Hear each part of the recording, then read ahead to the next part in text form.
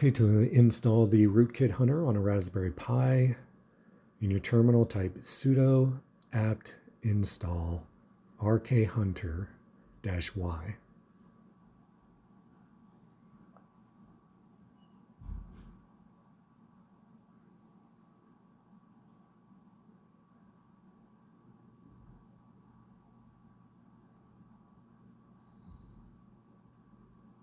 Okay, to check your system, type sudo rkhunter-c.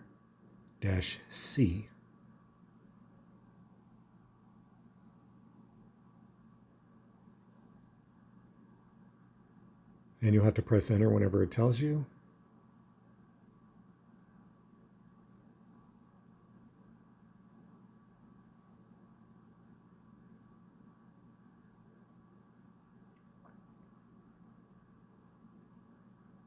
And when it's done, you can cat the file.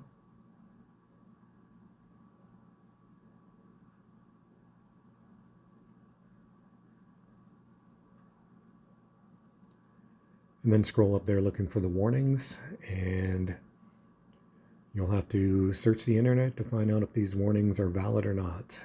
Like these ones with FTL, they are from my DNS server. And that's all there is to it. Thanks for watching.